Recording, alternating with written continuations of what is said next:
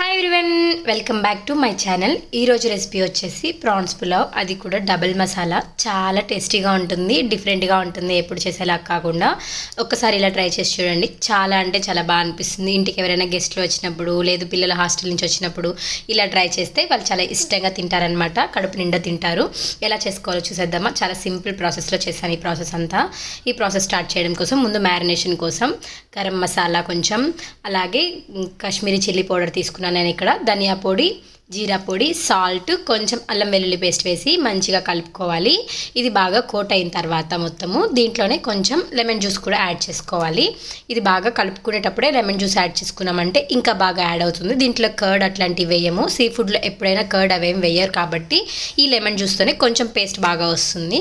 తర్వాత క్లీన్ చేసి పెట్టుకున్న 1 kg రొయ్యలు, నేను ఇక్కడ చిన్న రొయ్యలు తీసుకున్నాను. మీరు కావాలంటే మంచి కౌంటున్న రొయ్యలు కూడా తీసుకోవచ్చు. ఇవైతే ప్రతి ముక్కలు తగులుతూ ఉంటాయని చెప్పేసి ఇది తీసుకున్నాను అనమాట. ఇవి మొత్తం బాగా కలిసేలాగా మ్యారినేట్ చేసుకోవాలి. ఇవి కొంచెం ఎక్కువసేపే కలపాల్సి ఉంటుంది, అప్పుడే బాగా అంతా పడుతుంది అనమాట. ఇది బాగా ముక్కలకి పట్టేలాగా కలుపుకొని అద్ది పెట్టుకున్నామంటే సరిపోతుంది. దీని ఒక 30 minutes ఫ్రిడ్జ్లో మ్యారినేట్ చేసుకోవచ్చు. మీకు టైం ఉంటే 1 hour కూడా. అలాగే ఇక్కడ ఇంకొక పేస్ట్ చేస్తున్నాను మ్యారినేట్ కోసమే. దీనికోసమే గ్రీన్ పేస్ట్ చేస్తున్నాను. చిల్లీ, పుదీనా, కొత్తిమీర, కొంచెం ఒక గుప్పెడు కరివేపాకు వేసుకొని పేస్ట్ చేసుకున్నామంటే సరిపోతుంది.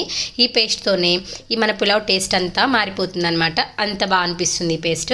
ఒక ప్యాన్ తీసుకొని ఆయిల్ వేసి దాంట్లోనే ముందుగా మనం బ్రౌన్ ఆనియన్స్ చేసుకోవడం కోసం ఆనియన్స్ వేసి మంచిగా ఫ్రై చేసుకోవాలి. ఇవి బాగా ఫ్రై అయ్యడం కోసం ముందే కొంచెం సాల్ట్ యాడ్ చేస్తున్నాను.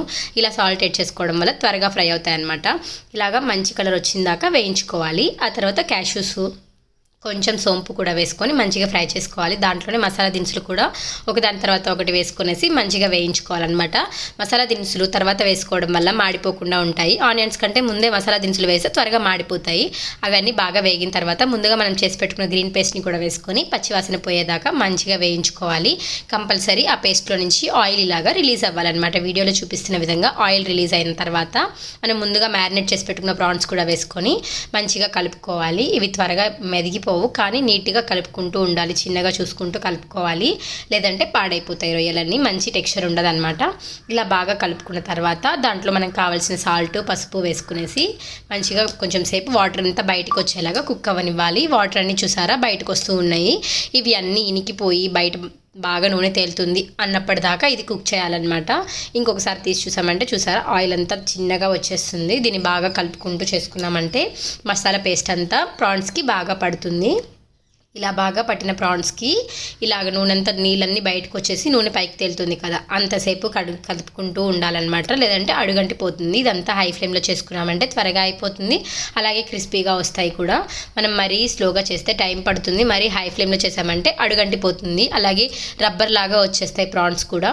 ఇలా నీట్గా ఆయిల్ అంతా రిలీజ్ అయిన తర్వాత కొత్తిమీర, పుదీనా తరుగు చల్లుకోవాలి. ఇది బాగా చల్లుకోవాలన్నమాట, అప్పుడే టేస్ట్ అనిపిస్తుంది కొత్తిమీర, పుదీనా ఎక్కువ చల్లుకోవడం వల్ల. ఈ తర్వాత మంచిగా కలుపుకోవాలి. దీన్నంతా ఆయిల్ అంతా బయటికి రిలీజ్ అయింది కదా, ఇప్పుడు మనం రైస్ వేసుకోవాలి. ఇది కూడా ముందే 1/2 hour ముందే సోక్ చేసి పెట్టుకున్నాను అనమాట. నేను ఎప్పుడు కానీ రైస్ వేసిన తర్వాత కదపను వెంటనే. కొంచెం వాటర్ అన్నీ ఇనికిపోయి కొంచెం అడుగు అంటుతుంది అన్నట్టు అనిపిస్తుంది కదా, అప్పుడు బాగా కలుపుకున్నామంటే రైస్ విరిగిపోకుండా అలాగే బాగా పొడి పొడిగా వస్తుంది రైస్ కూడా. ఇలాగంతా కలుపుకొని ఇంకొంచెం సేపు ఉడకనివ్వాలి. ఆ తర్వాతే వాటర్ యాడ్ చేసుకోవాలి, ఒకటేసారి వాటర్ యాడ్ చేయకూడదు. వాటర్ కూడా హీట్ వాటర్ అయితే బాగుంటాయి అన్నమాట. ముందే హాట్ చేసి పెట్టుకోవాలి వాటర్ని. ఇలా చేసుకొని ఇలా రైస్ అంతా కలిసి బాగా పొడి పొడిగా వచ్చేసింది అన్న తర్వాత వాటర్ యాడ్ చేసుకోవాలి. ఇక్కడ నేను 1 glass బాస్మతి రైస్కి 1.5 glass వాటర్ యాడ్ చేసుకున్నాను. మీరు అదే ఒకవేళ కొత్త బియ్యం అయితే ఇంకొంచెం తగ్గించి వేసుకోవచ్చు, ఎందుకంటే ముద్దగా అవుతుంది. ఎప్పుడైనా సరే పులావులకి, బిర్యానీలకి పాత బియ్యమే బాగుంటాయి అన్నమాట. దీంట్లో సాల్ట్ అడ్జస్ట్ చేసుకునేసి బాగా నురగా వస్తుంది అన్నప్పుడు కొంచెం నెయ్యి వేసుకోవాలి. ఈ గీ కానీ బటర్ కానీ వేసుకోవడం వల్ల టేస్ట్ చాలా బాగుంటుంది అనమాట. లిడ్ పెట్టేసి ఉడకనివ్వాలి. ఇక్కడ నేను లచ్చ ప్యాజ్ చేస్తున్నాను. దీంట్లోకి మస్ట్ ట్రై అనమాట. ఏ చికెన్ దాంట్లో కంటే కూడా దీంట్లో చాలా బాగుంటుంది.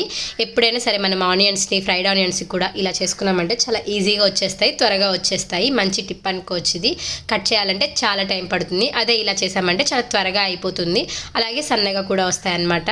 ఇలా చేసిన వాటన్నిటిని తీసుకొని ఒక బౌల్లోకి వేసుకొని ఉప్పు, కారం చల్లుకొని పెట్టుకోవాలి. ఇలా ముందుగానే బౌల్లోకి తీసి పెట్టుకొని దీంట్లో కొంచెం ఉప్పు, కారము కొంచెం వేసి వేయినట్టుగా పెప్పర్ పొడి కూడా వేసుకోవచ్చు, అది అప్ టు యువర్ విష్.